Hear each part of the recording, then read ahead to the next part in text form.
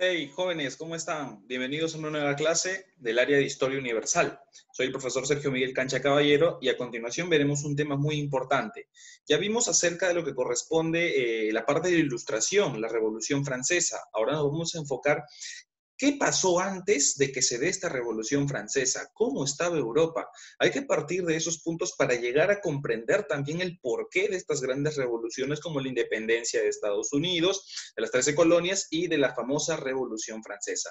Para lo cual, nuestro tema del día de hoy justamente explica sobre qué sucedía en Europa y el cambio de las edades. Recuerda que por historia, seguramente en primero y secundaria, te han enseñado las edades o etapas de la historia. Se dividen varias, para lo cual vamos a analizar a continuación cuáles de ellas fueron y cuál fue el salto o los puntos más importantes, los hechos históricos.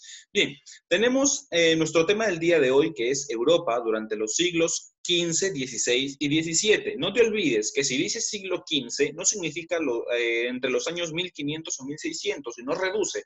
Si te dice siglo XV, estamos hablando de los años 1400. Si te dice siglo XVI, estamos hablando de los años 1500. Y si te dice siglo XVII, muy bien, sé que tú ya sabes, estamos hablando de los años 1600. Entonces, justamente para ello, vamos a analizar todo lo que corresponde a Europa en esta época. ¿Qué sucedía? ¿Qué pasaba? ¿Qué movimientos había? La gente, ¿qué es lo que pensaba? ¿Cuál era el poder de la iglesia y de los reyes? Porque todavía hay reyes. Olvídate de la Revolución Francesa por un instante y enfócate aquí en este tema que tenemos el día de hoy, que es Europa, en este continente europeo durante estos siglos.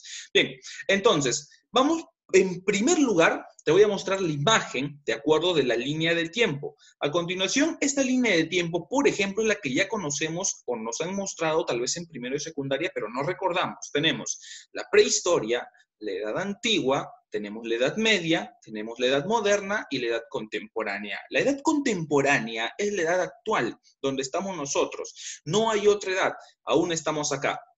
Bien, justo donde nos vamos a enfocar nuestro tema tiene que ver con la caída de la parte final de la Edad Media. En esta Edad Media, tú sabes muy bien que Roma el Imperio Romano se dividió en dos, en el Imperio Romano de Oriente y el Imperio Romano de Occidente. El Imperio Romano de Occidente cayó en el año 476, pero el Imperio Romano de Oriente va a durar 1000 años más. Y cuando cae invadida por los turcos en el año de 1453, aquí en esta línea, acaba prácticamente la Edad Media, sumado al descubrimiento de América por Cristóbal Colón, significaba el final de la Edad Media y el inicio de la nueva edad llamada moderna. En esta edad moderna va a estar la Revolución Francesa, la independencia de los Estados Unidos en nuestro país, la Revolución de Tupac Amaru, el virreinato inicialmente cuando llegan los españoles y se instalan, ¿no?, en nuestro país con su virreinato y todo ello. Pero nos vamos a enfocar aquí, en esta edad moderna, y allá hablamos sobre estos hechos como la independencia de los Estados Unidos, de las 13 colonias. Ya hablamos de la Revolución Francesa, hablamos un poco de la rebelión de Tupac Amaru, que luego lo vamos a ver también, pero vamos a enfocarnos en Europa. ¿Qué pasó para que estos dos hechos prácticamente se dieran? Como vemos aquí, por ejemplo, en la imagen, está la caída de Constantinopla en el año de 1453, el último imperio romano, el de Oriente, el imperio bizantino. Va a quedar invadido por los turcos, porque los cristianos, los romanos tenían su religión cristiana, mientras que los turcos tenían el islam, y los turcos quisieron expandirse y acabar con la religión católica cristiana. Entonces se dio la invasión a la capital del imperio y finaliza con eso la Edad Media. Bien, eso fue simplemente para hacerte recordar. Ahora, dentro de nuestro tema vamos a ver dos cosas principales, el humanismo y el renacimiento. Vamos a verlo por separado para que tú puedas entender qué es humanismo y qué es renacimiento, para que luego puedas reforzar las preguntas que te voy a enviar y sea muy fácil y para que saques una excelente nota.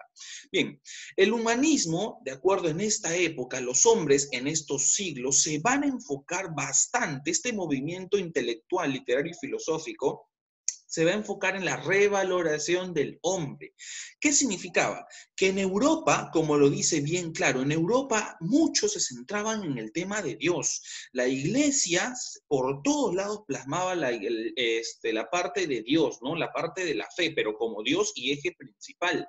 Entonces, en Europa, muchos hombres con las nuevas ideas que ya van a empezar a surgir, van a empezar a centrarse en el hombre, en el estudio del hombre. Ya no el eje principal va a ser Dios, sino el eje principal va a ser el hombre, los valores que tiene el hombre, las cosas que tiene el hombre o que hace el hombre, la importancia que tiene el hombre en la vida, pero también ligado a la religión.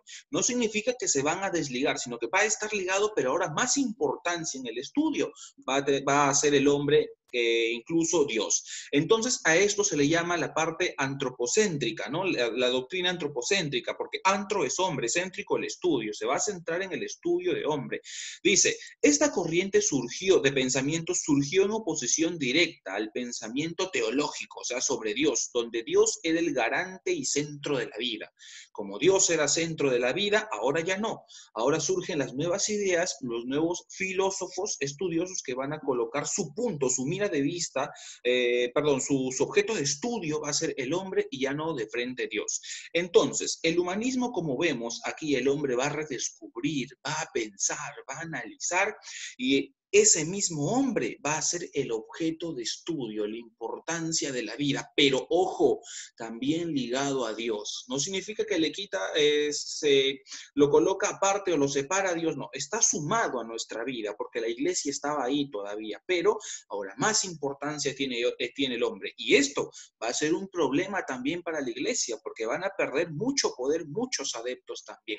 Entonces, ya sabemos algo así de fácil en esta época que es el humanismo, y este humanismo se va a basar mucho también en la vida ejemplar que tenían, por ejemplo, en Grecia, los aportes griegos, los filósofos, las ideas, cómo vivían, todo esto va a ser parte de este humanismo, ¿de acuerdo? Para centrarse en el hombre que se va a llamar también antropocentrismo.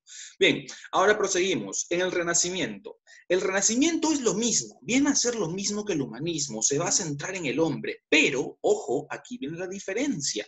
El Renacimiento se basa en el arte, sobre todo las ciencias, la filosofía no tanto, ahora viene el arte, la pintura, el tallado, la escultura, las matemáticas, todo esto del Renacimiento, por eso se llama renacer, cambiar, pero ojo, con la mentalidad de que el hombre es el centro y no al 100% Dios. Como te decía en un momento, los hombres antes se dejaban llevar por los líderes de la iglesia, obedecían todo, pero ahora del momento que se ponen a pensar, se ponen a razonar, ahora el hombre va a ser el centro de este llamado mundo, pero no desligado de Dios. Entonces, humanismo se centra en el estudio de hombre, llamado antropocentrismo, y el Renacimiento es lo mismo, se centra en el hombre, pero ellos lo van a expresar a través de la pintura, el arte, la arquitectura, la ciencia, la matemática, la astrología y todo ello.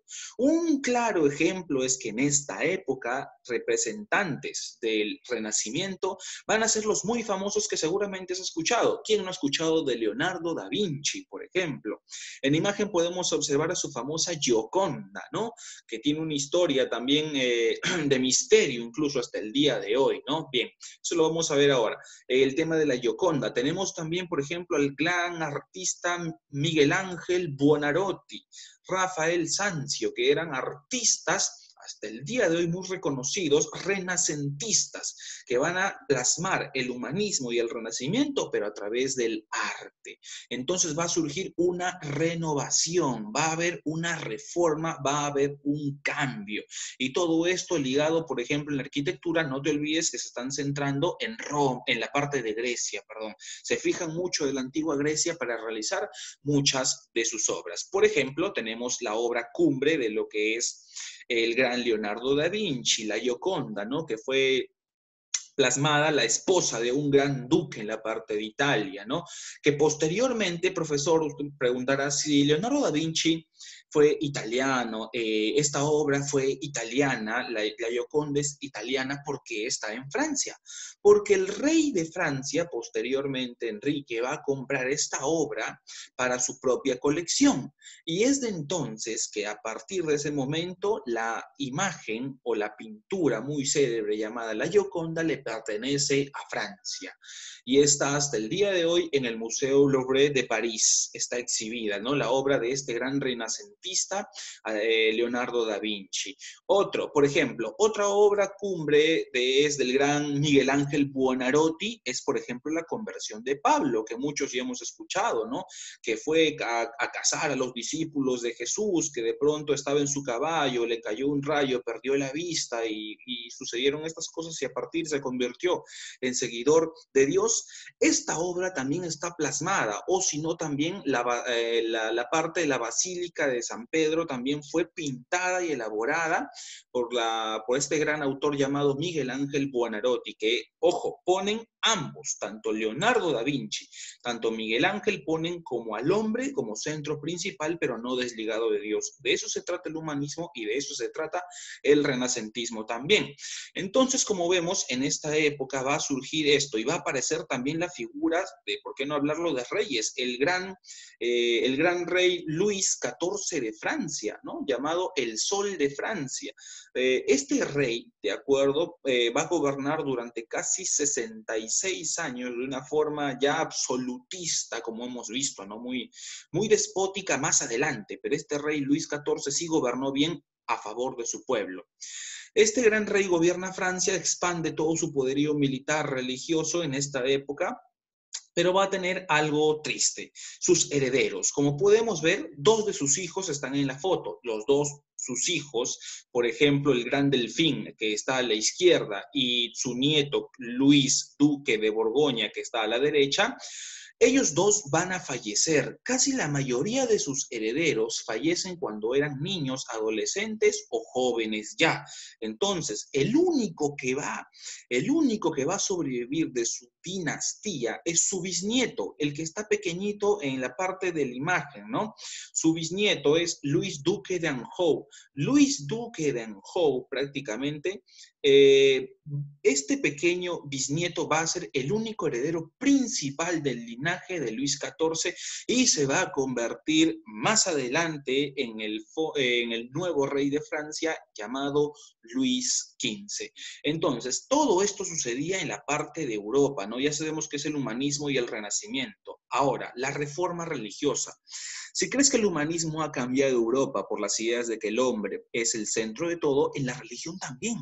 Por ejemplo, la iglesia cometía actos de corrupción, se menciona a través de la historia, vendía indulgencias, una especie de perdón de los pecados. Significaba que la iglesia le pedía a un pecador, aparentemente un porcentaje de dinero y le decía, tú me das este porcentaje de dinero y yo te perdono tus pecados, o te perdono tus pecados por al menos un mes.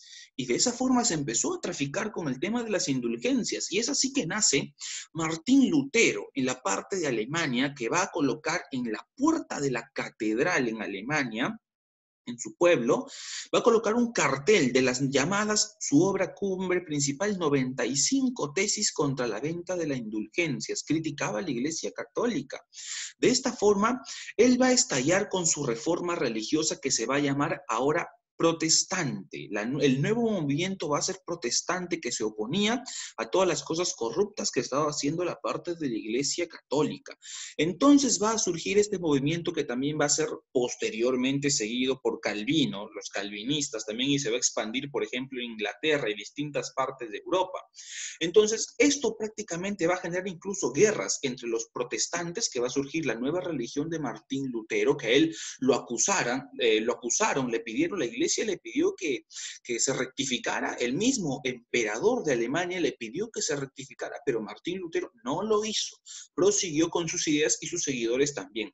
Entonces la reforma católica se va a presentar como un cambio, ¿no? La iglesia dice, un momento, no, estamos perdiendo territorio, estamos perdiendo seguidores, estamos perdiendo adeptos a nuestra Iglesia Católica. Entonces, la Iglesia Católica con los papas van a lanzar la Reforma Católica, o también llamada Contrarreforma, que se van a reunir en el famoso Concilio de Trento y sobre todo van a establecer ya normas, ideas más claras, más simples, se va a cambiar muchas cosas, no se van a vender las indulgencias, va a cambiar el tema de la corrupción para que prácticamente las personas sigan adeptas a la Iglesia Católica porque estaban perdiendo mucho poder.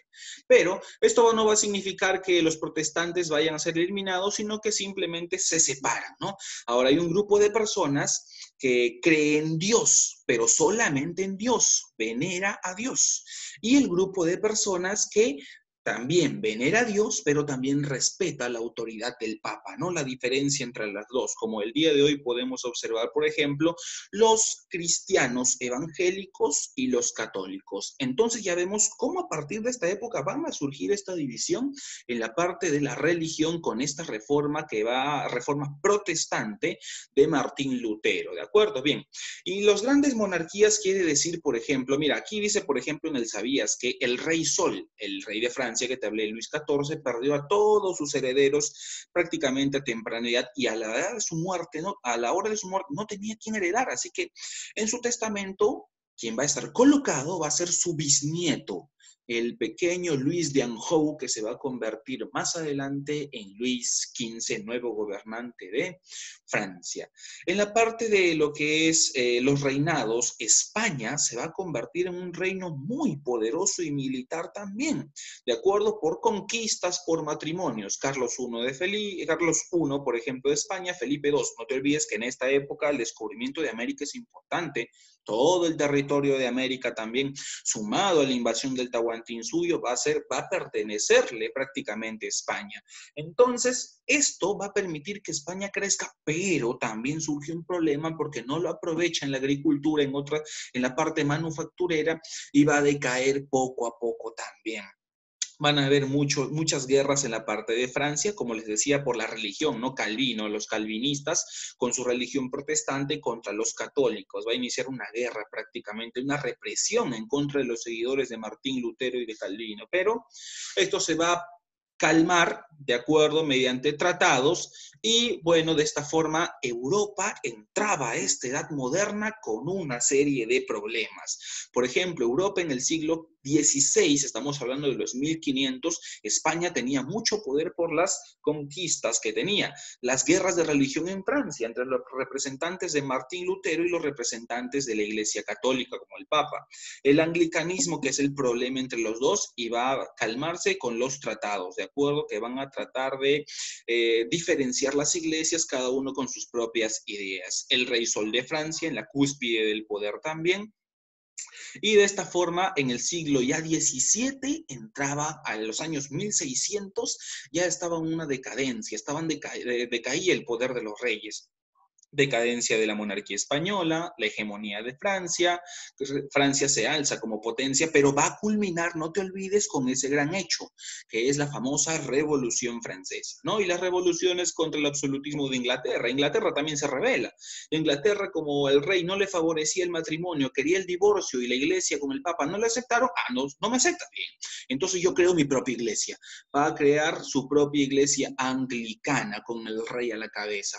Esto es una parte de lo que van a ver a continuación en el video, que le explica muy bien, y presten atención a las etapas, los cambios y los puntos clave en esta edad moderna, de acuerdo a los estados europeos. Por ejemplo, no te olvides la aparición de la imprenta por Johannes Gutenberg, esa imprenta que va a favorecer la publicación de obras en cantidad, ¿no? Eso lo vamos a ver a continuación en el video que les voy a presentar.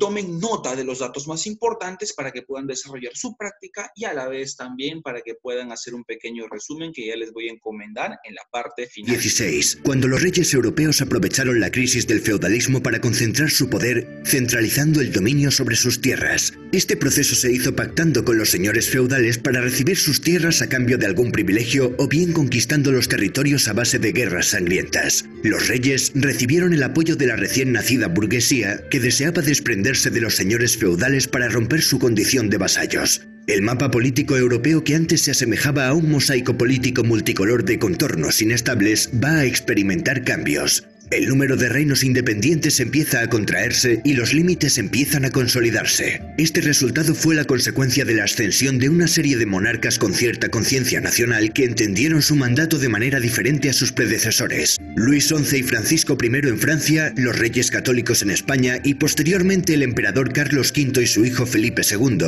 Enrique VII y Enrique VIII en Inglaterra, Cristián I de Dinamarca, Casimiro IV de Polonia, Matías Corvino en Hungría, Iván III en Rusia. Ellos fueron los artífices de la aparición de los primeros estados de corte moderno. Estos reyes gobernaban de la mejor manera posible para conservar la corona. De alguna manera hubo una suerte de selección natural que influyó en el resultado final. Las monarquías más débiles desaparecieron. Los que lograron resistir inauguraron un nuevo sistema de reinar que marcaría la vida política europea de los 3 siglos siguientes. Un sistema autoritario que los historiadores llaman el antiguo régimen. La población o bien pertenecía a la clase privilegiada, clero y nobleza, o bien al estamento de los no privilegiados, burguesía y pueblo llano. ¿Cuáles son los antecedentes de la aparición del Estado moderno? A final de la Edad Media se produce una enorme crisis en Europa con grandes hambrunas. La peste negra había reducido drásticamente la población. Los desequilibrios económicos afectaron a todos los sectores. Las cadenas de vasallo-señor se desestabilizaron. Pero a partir del siglo XV los efectos de la crisis empezaron a disminuir. Europa comenzó a experimentar cierta recuperación. La conquista de Constantinopla por parte de los turcos en 1453 supone el fin del Imperio Romano de Oriente y es una de las fechas que utilizan los historiadores para situar el inicio de la Edad Moderna. En Constantinopla se conocía bien a los clásicos: Platón, Séneca, Heródoto, Horacio, etc. Mientras que durante la Edad Media en Europa se conocía fundamentalmente a Aristóteles, y además se le conocía a través de traducciones árabes. Cuando los eruditos de Constantinopla, que hablaban griego, se refugian en Europa, muchos de ellos en Florencia, tras la caída de la ciudad, traen consigo todo el saber grecolatino. En Europa se redescubre a los filósofos clásicos. Esto cambiaría radicalmente la mentalidad europea. En el medievo los europeos habían vivido demasiado preocupados por el más allá, convencidos de que la vida terrenal era un mero trámite para acceder a la vida eterna. Vivían temerosos de Dios. De estas ataduras se fue librando el hombre a lo largo de la Edad Moderna. Se empezaron a valorar los goces terrenales. El Decamerón de Boccaccio se convierte en un paradigma de la libertad sexual de la época. Se sustituye el teocentrismo medieval por el antropocentrismo, el hombre como centro del universo. Surge el humanismo como reacción a la educación escolástica aristotélica de la Edad Media. Algunos humanistas empezaron a referirse a su propia época como un periodo de luz que rompía con la larga noche del pasado. Boccaccio y Petrarca fueron 2 profetas de lo que estaba por llegar. Bajo el dominio de los Medici, Florencia se convierte en la cuna del Renacimiento, en una nueva Atenas. Por Florencia pasaron el arquitecto Brunelleschi, el arquitecto y tratadista Alberti, el escultor Donatello, el pintor Rafael, y 2 genios absolutos como Miguel Ángel Buonarroti, que dominó la escultura, la pintura y la arquitectura, y Leonardo da Vinci, pintor, arquitecto, científico, inventor, músico y un largo etcétera. El Renacimiento surge pues en Italia y supone una ruptura con la mentalidad medieval y una vuelta a los valores de la cultura clásica. Un gusto por la vida, por la belleza del cuerpo humano. El hombre renacentista se libera y vuelve su vista hacia la edad clásica, a Grecia y a Roma. Desde Italia las ideas renacentistas llegaron al resto de Europa con rapidez. Se produce un renacer estético. Este nuevo talante se vio reflejado en las artes, pero también en todos los campos del saber: ciencia, filosofía, política. La invención de la imprenta en el siglo XV por parte de Johannes Gutenberg generó una amplia difusión de todas las ramas del conocimiento. Este invento fue crucial en la propagación del saber. Sin duda estamos ante una segunda palanca de cambio clave en la historia de la humanidad.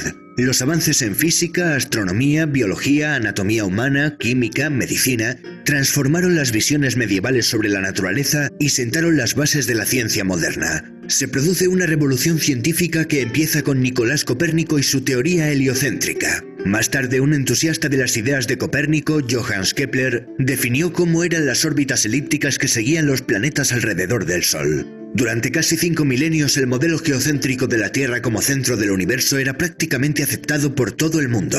El modelo heliocéntrico, según el cual la Tierra y los planetas se mueven alrededor del Sol, supuso una auténtica revolución e hizo temblar los cimientos sobre los que se sustentaba todo el conocimiento.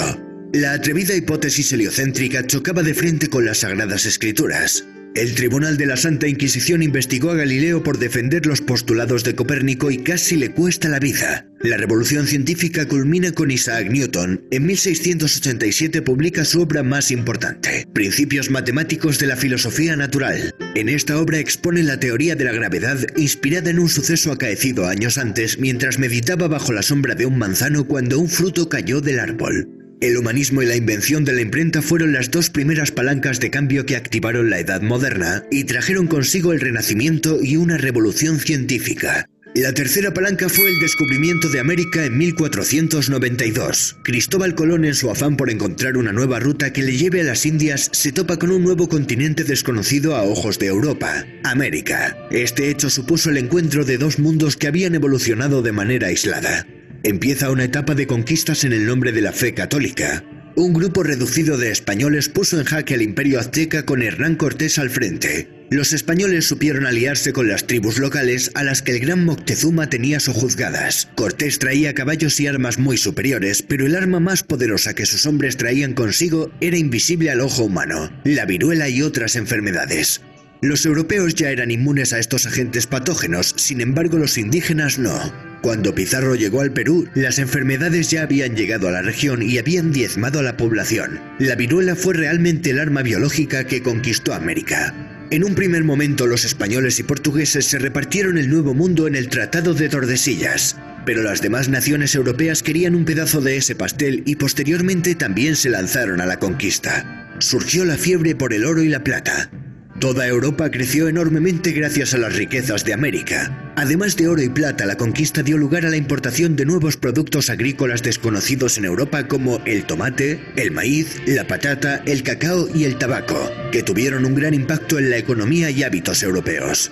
La burguesía comercial y financiera se benefició por el mercantilismo y la expansión europea subsiguiente a la era de los descubrimientos. Durante la Edad Moderna se va a producir una transición del feudalismo al capitalismo. La apertura del mundo a los europeos con la era de los descubrimientos trae como consecuencia la primera economía mundial.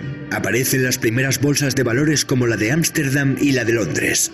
La Bolsa de Valores de Ámsterdam fue fundada en 1602 por la Compañía Holandesa de las Indias Orientales y operaba con acciones y bonos. Semanalmente publicaba un boletín que se utilizaba como referente a la hora de ejecutar las órdenes de compra-venta. Las compañías privilegiadas tomaron el control monopolístico de rutas y productos.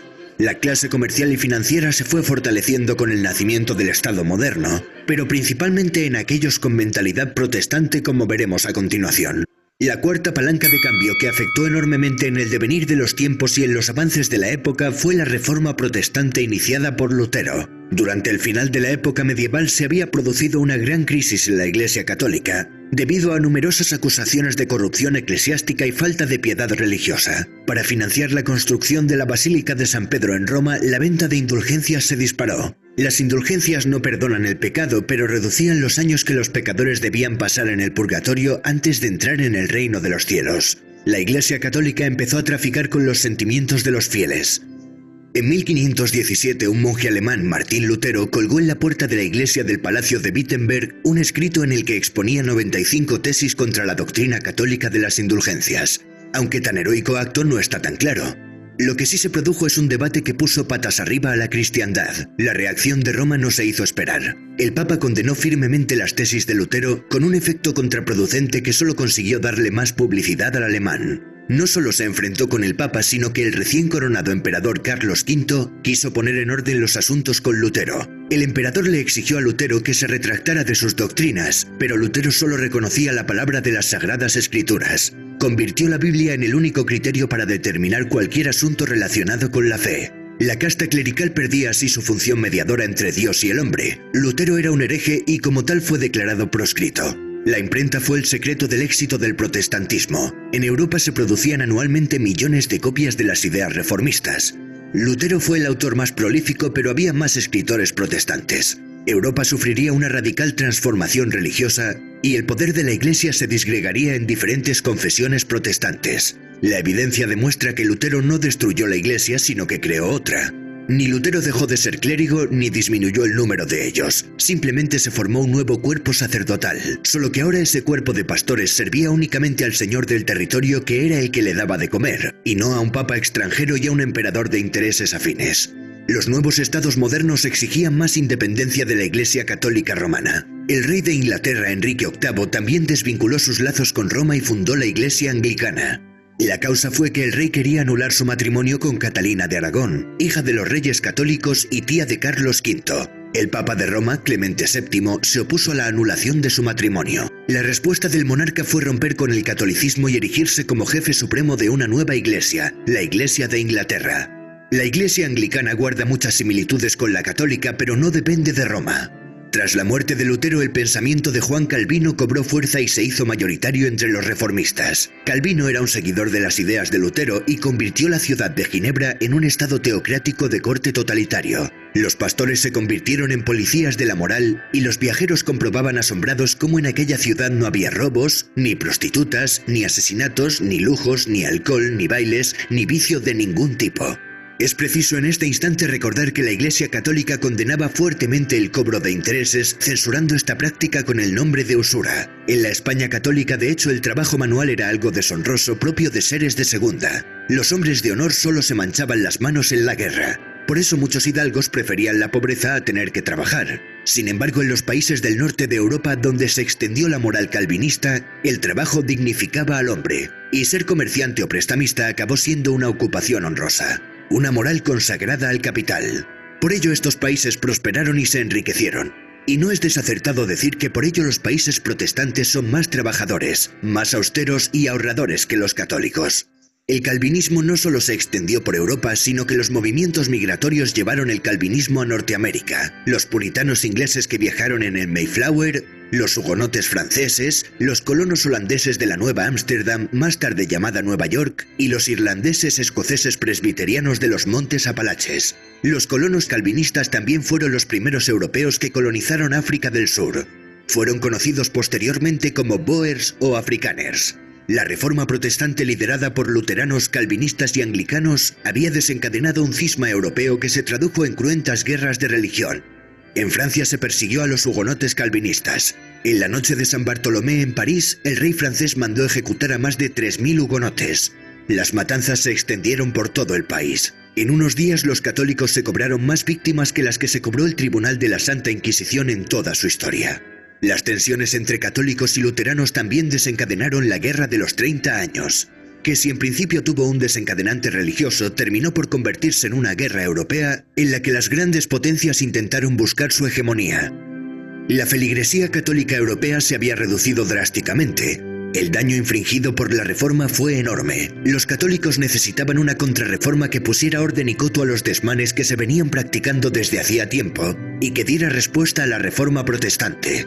En la ciudad de Trento se celebró un concilio que supuso para la Iglesia una especie de catarsis. Se puso orden en el clero, se eliminaron algunos abusos y se reformó la administración. Además se idearon formas de propaganda para atraer fieles y propagar la fe.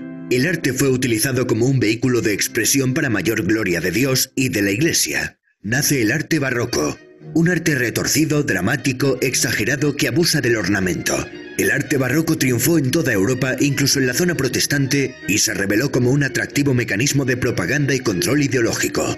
Hemos visto pues que el Estado moderno poseía identidad, estaba organizado, estructurado y era autoritario. El poder estaba centralizado y era reconocido políticamente. El autoritarismo puso fin a las guerras civiles garantizando una paz interna que favoreció el progreso económico, con la expansión de nuevos mercados y rutas comerciales que se abrieron tras el encuentro con un nuevo continente.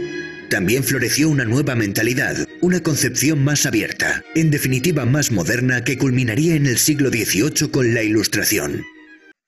Bien, como vemos entonces ya finaliza eso con la parte de la Ilustración que hemos visto que va a decaer en las nuevas ideas y en las revoluciones, ¿no? La independencia de los Estados Unidos o de las 13 colonias y con la famosa Revolución Francesa. Entonces, como hemos visto, la parte, por ejemplo, de la reforma de Martín Lutero, la reforma protestante, llegó incluso a producir guerras, ¿no? Persecuciones, incluso a los seguidores de Martín Lutero y de Juan Calvino, los calvinistas, ¿no? La guerra de los 30 años, el asesinato de los hugotones, que eran los seguidores de Martín Lutero, de esta reforma protestante en la parte de Francia, ¿no? Entonces, como vemos, estos grandes cambios como el humanismo, la parte de lo que es el Renacimiento, van a desde ya impulsar las nuevas ideas de los hombres, ¿no? Que el hombre ya es el centro, que poco a poco este va a ser la base para que surja, como en la parte final mencionó el video, la famosa ilustración, donde ya el 100% el uso de la razón va a ser necesaria para poder criticar, entender, comprender nuevas cosas, ¿no? Por ejemplo, el porqué de la existencia del hombre, el por qué no nos rebelamos contra el poder del rey, no nos rebelamos contra el poder de la iglesia, porque siempre pagamos y ellos no nos dan nada. Esta va a ser la base, ¿no? Desde el humanismo y el renacimiento. Esta ha sido la parte para ver qué es lo que pasaba antes de estos hechos, cómo era la vida en Europa, los principales sucesos que van a desencadenar más adelante en la famosa Ilustración y en esas famosas revoluciones o guerras que hemos visto también. Entonces, como vemos, jóvenes, esto es la parte principal de lo que es nuestro tema o ha sido nuestro tema del día de hoy, que es Europa durante los siglos XV, XVI y XVII. Equivale a decir Europa en la edad moderna. Ya te acabo de explicar y en el video también explica lo que corresponde al final, por ejemplo, de lo que es la Edad Media con la caída del Imperio Romano de Oriente o de Constantinopla en el año de 1453. Bien, entonces espero que de esta forma hayas comprendido la parte del humanismo, el renacimiento, la parte de la reforma protestante en la iglesia. Mira cómo desde acá se van revelando en contra de los abusos de la iglesia católica. Va a sentar las bases de lo que hoy es, por ejemplo, la iglesia evangélica y muy aparte de la iglesia católica también, que ambos veneran a Dios, a un solo Dios, pero con distintas ideas, distintas formas. Entonces, jóvenes, esa ha sido la clase del día de hoy de Historia Universal, de lo que es el humanismo, de la parte de lo que es el Renacimiento, con los no te olvides de los grandes artistas como Miguel Ángel, la Gioconda, Leonardo da Vinci con la Gioconda, Miguel Ángel con la obra de la conversión de San Pablo, la parte de la Basílica también de San Pedro pintada por él al óleo. Todos esos tipos de cosas van a fomentar con mucha fuerza la importancia del hombre en esta época. Eso fue la clase de Historia Universal de Europa entre los siglos XV, XVI y XVII. Muchas gracias, jóvenes, y por favor, como única actividad va a quedar en su cuaderno, coloquen el título del tema, que ahí está en el video, y hacen un pequeño resumen, un mapa conceptual de todas las ideas más importantes que hemos visto. Y en el video mencionó las 4 palancas principales también de este cambio de la edad moderna. Espero que hayan estado muy atentos para que puedan desarrollar su práctica, porque sé que son unos tromes y van a sacar una excelente nota en la evaluación, en la práctica, que ahora para reforzar todos los conocimientos les voy a enviar el enlace del grupo. Muy bien, conmigo será hasta la siguiente clase. Cuídense, no salgan de casa, ¿de acuerdo? Hay que prevenir que juntos vamos a poder salir de esto. Se despide el profesor Sergio. Muchas gracias. Hasta luego, jóvenes.